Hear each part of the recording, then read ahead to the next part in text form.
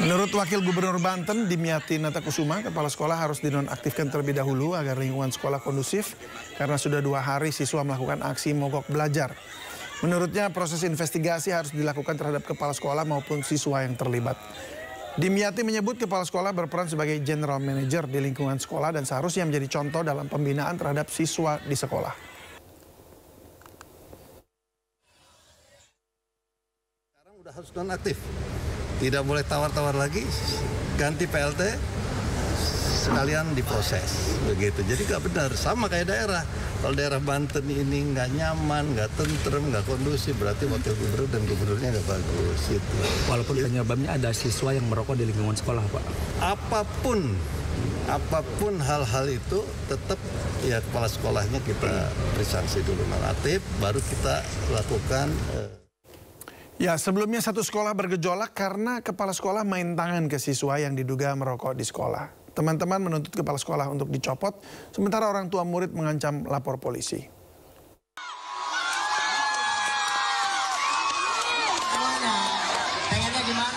Ratusan murid SMA Negeri 1 Cimarga melakukan aksi mogok sekolah di Kabupaten Lebak.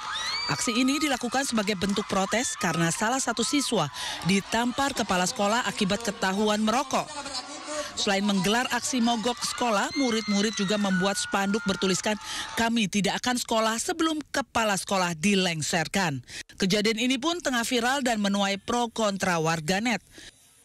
Kepala Sekolah SMA Negeri 1 Cimarga, Dini Fitria mengatakan, kejadian berawal saat salah satu murid ditegur karena ketahuan merokok saat kegiatan Jumat bersih. Namun saat ditegur, sang murid menyangkal merokok. Berpapasan sama dengan matanya dia, di tangannya rokok memburu. Lari dia. Kenapa kamu? Saya nggak padanya ya Pak ya. Kenapa kamu? Lari ke sini. Saya kejar. Saya kepek tapi nggak ada barang kaca. Kepek ini spontan lah. Sementara itu, orang tua murid yang ketahuan merokok menyatakan akan melaporkan kasus ini ke polisi dan berharap kepala sekolah diberi ganjaran setimpal. Saya mah nggak ikhlas, nggak ridho anak saya sampai ditampar. Oh gitu. Iya. Terus tindakan apa Bu yang akan dilakukan oleh? Saya mah pengen kejar hukum pokoknya. Oh gitu. Iya, nggak terima.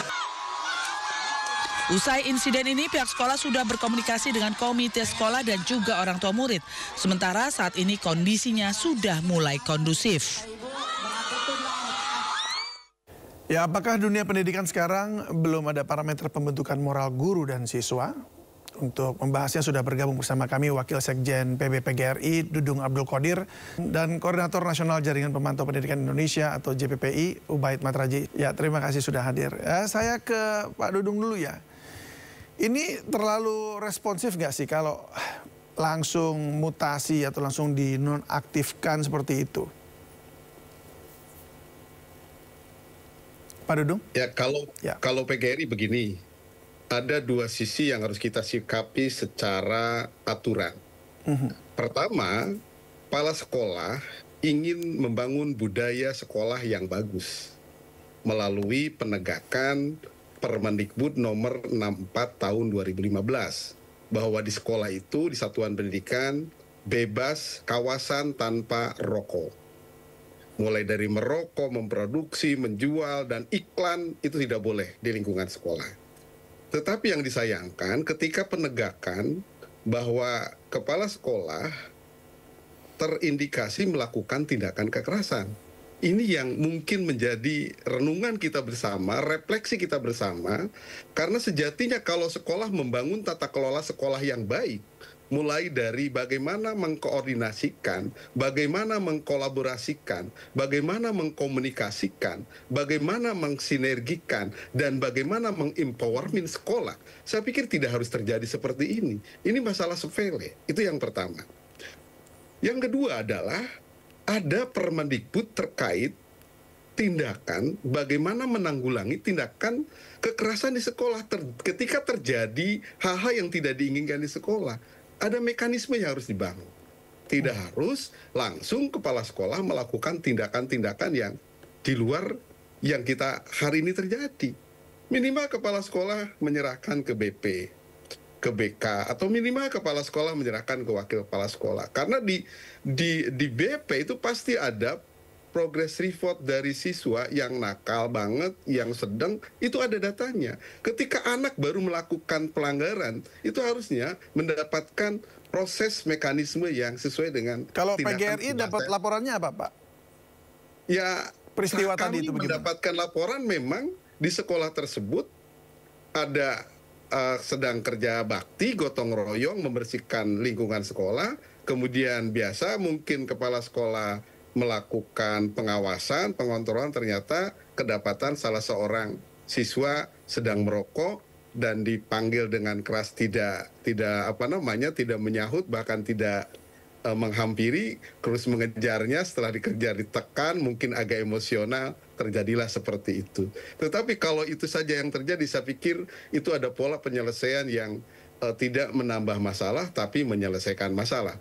Tetapi dengan gerakan yang anomali di sekolah tersebut, saya ada hal yang menduga bahwa ada kepemimpinan yang mungkin harus sedikit dibuat lebih effortless action, effortless result di sekolah, sehingga tata kelola sekolah itu menjadi sesuatu yang budaya sekolah yang menyenangkan siswa, membahagiakan siswa, menyenangkan guru, membahagiakan guru, dan menyenangkan semua komponen orang tua siswa. Ini menjadi refleksi kita semua, sehingga mudah-mudahan peristiwa ini, Mas Ubed, tidak terjadi kembali, tidak terulang kembali di sekolah-sekolah yang lain. Bahwa mencegah, kemudian menegakkan disiplin, tidak harus dengan kekerasan. Ada cara-cara yang sangat manusiawi, cara-cara edukasi yang penting buat para guru dan kepala sekolah untuk menyelesaikan masalah. Karena orang-orang cerdas itu menyelesaikan masalah tanpa menambah masalah. Itu, Mas. Ya, dan menyelesaikan masalah juga tidak dengan kekerasan ya. Kang Ubaid. Betul.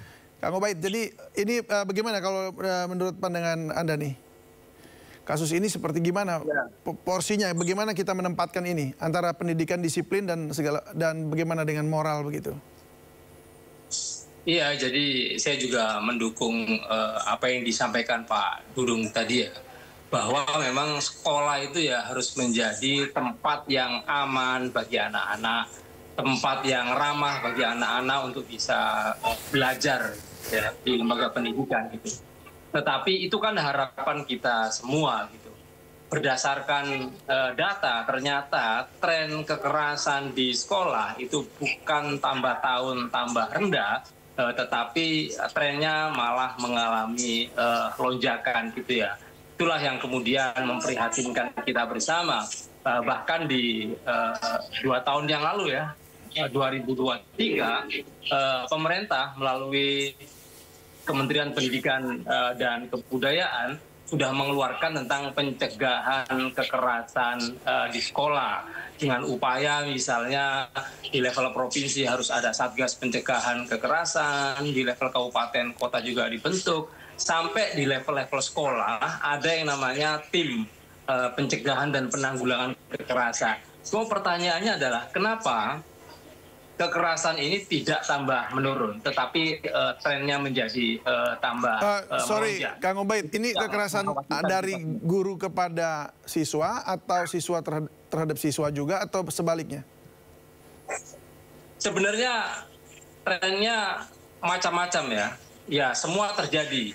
Ada dari siswa ke siswa, kemudian guru terhadap siswa, bahkan juga ada wali murid kepada guru ya. Tetapi data 2024 tahun lalu itu menunjukkan tren kekerasan yang dilakukan oleh guru terhadap siswa ini lebih tinggi daripada siswa kepada siswa. Maka menjadi penting ya catatan kami bagaimana termasuk dalam kasus yang sekarang lagi rame ini, bagaimana bisa pemimpin atau kepala sekolah memberikan contoh yang buruk terhadap penyelesaian masalah yang ada di sekolah. Benar yang dikatakan Pak Dudung tadi ya, tidak ada cara-cara kekerasan itu bisa menyelesaikan masalah. Justru cara-cara penyelesaian masalah dengan kekerasan, dengan menghukum anak melalui kekerasan fisik, itu bukan menyelesaikan masalah, tapi justru malah menambah masalah baru dan memperlebar masalah yang sampai ada kebijakan dari dinas pendidikan setempat untuk mencopot kepala sekolah. Itu menunjukkan bahwa cara-cara kekerasan ini sudah tidak relevan, sudah tidak cocok dan harus ditinggalkan.